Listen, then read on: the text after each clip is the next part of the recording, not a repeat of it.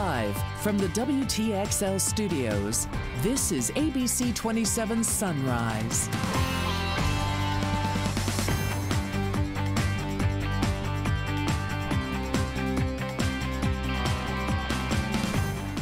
Ahead on News at Sunrise, at least 3 people now confirmed dead after 2 bombs explode at the Boston Marathon. Investigators are now looking for clues to help them find the suspects. And it's Organ Donor Month. We'll show you how you can help save a life and why senators are delaying an immigration hearing until the end of the week. Good morning. Today is Tuesday, April 16th. I'm Abby Maurer. Thanks for waking up with us. We'll get to those stories and more in just a minute. But right now, let's say good morning to forecaster Max Sapirus filling in for meteorologist Sean Parker. Good morning, Max. A very happy Tuesday to you, Abby. We are seeing the warmth sticking around, but yeah, that warmth is not producing any rainfall out there. Titan radar making a clean sweep of the skies. You might see a little blip in Leon County. That's just indicative that there is a little bit of fog out there. We're already starting to see some visibility issues, so make sure you take it easy on the roadways. A wider out view, we see, yeah, not much going on. Again, the blip of green indicating that there is a little bit of fog all around the southeast, and that's because everyone's seeing similar conditions. So yeah, look at that. The more east you go, the more likely you are to be seeing visibility issues. 8 miles visibility in Valdosta, and we're down to 4 in Live Oak and Cross City. So if you know anyone going on I-10, or you yourself are going on I-10 or 90 out east, give yourself a little bit of extra time on the roadways. We'll continue to update the visibilities and keep looking around to see if there are any traffic problems out there in just a moment. Current temperatures out there still sitting nice and mild in the upper 60s, 68 in the capital city. A touch cooler along the Nature coastline, 65 in Valdosta and 68 in Apalachicola. And temperatures only going up from here. We're going to start off in the mid-60s when you take the kids to the bus stop, but by lunch we'll be into the upper 70s, and we're going to be even warmer than we were yesterday. Temperatures rebounding into the upper 80s this afternoon, so another warm day ahead, and as you may have guessed, it's going to be quite muggy as well. We'll get another look at your weather in just a moment, including your 7-day forecast, but right now let's check in on 103.1 The Wolf. Big Moose. Big Moose, any traffic problems out there with all the fog? Good morning, Max. Good morning, everyone. TPD is working one crash right now. That's at Hartsfield Road and Nugget Lane. It's an earlier crash, should be cleaned up relatively quickly. Bunch of construction zones, as always, slowing you down this morning. West Brevard Street between Basin and North Woodward closed down around 4 o'clock this morning. That is going to be closed for the next several hours as crews work on the sewer lines there. Jackson Bluff, east of Capitol Circle, South Gadsden to close at South Gadsden and Park, the intersection there. Old Bainbridge between West Brevard and Tharp Street also closed, and Orange Avenue and Blairstone Road is going to be closed for the next several months as well, as crews are working on a construction project there. So we'll keep an eye on the roadways and get you your next update in just a few minutes. Well, I was just approaching the last straightaway to the finish line, and I'd had a good day, and I was feeling really good, and I got down within about 15 feet of the finishing apron, and this tremendous explosion sounded like a bomb went off right next to me, and shock waves just hit my whole body, and my legs just started jittering around. The number of injuries has risen overnight. 3 people are dead, 144 injured after 2 explosions rocked the Boston Marathon.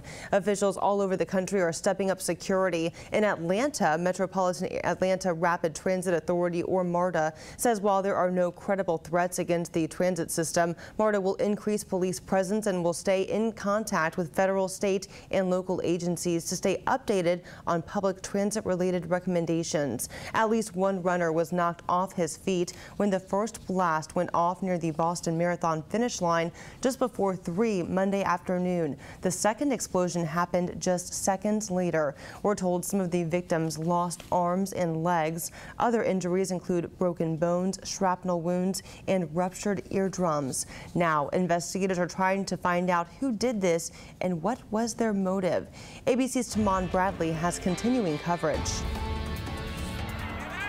This morning, the city of Boston is on heightened alert less than 24 hours after terror erupted.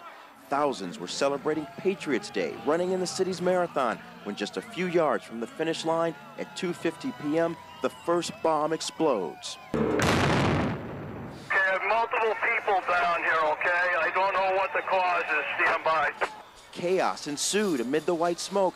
Just seconds later, another explosion. At least 3 people were killed, including an 8-year-old boy. More than 140 injured. A large puff of smoke, and then ultimate chaos, everybody running everywhere. I saw quite a few casualties coming back. I saw one guy with his legs gone at the knees, some ankles and feet missing, shrapnel wounds on people on the sides of the head, and other things. It's just not good. The bombs went off about 4 hours after the start of the race, just 50 to 100 yards apart. First responders rushed to the scene while local hospitals quickly mobilized. Some victims were transported by wheelchairs and stretchers. One hospital official said the scene looked like a war zone. President Obama was notified within minutes. He promised action.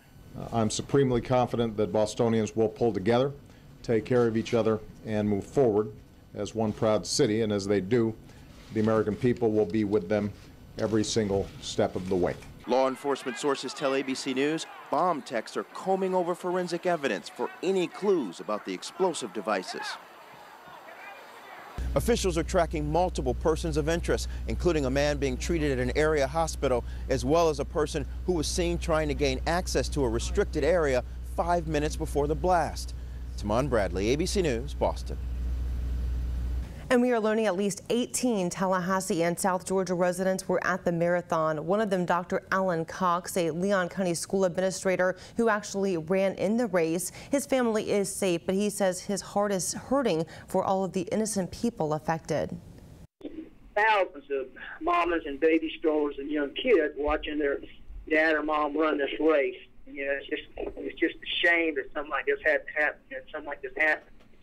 It's really frightening.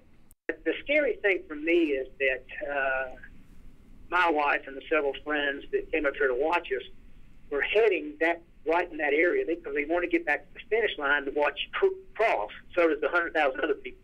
But so that was kind of scary that they actually were standing right there where it went off for a long period of time. And we are hearing now from Florida Governor Rick Scott. He says his heart goes out to the people in Boston. Scott has asked the Florida Division of Emergency Management to be on standby to help first responders on the ground in Boston. The Florida Department of Law Enforcement is also ready to provide any support services needed. And a Metro Atlanta running company has planned a moment of silence this morning to show solidarity with victims of the bombing. The Big Peach Running Company in Midtown Atlanta has organized a moment of silence and memorial run for 7 a.m. this morning. The company says a Big Peach group run leader was one of 346 Georgians who registered for the marathon, and one of the company's general managers was in the stands before the explosions. They say both left the area before the blasts and have been accounted for. We'll continue to bring you coverage on the marathon throughout News at Sunrise. We'll be right back. The House will now observe a moment of silence in memory of the victims of today's attack in Boston.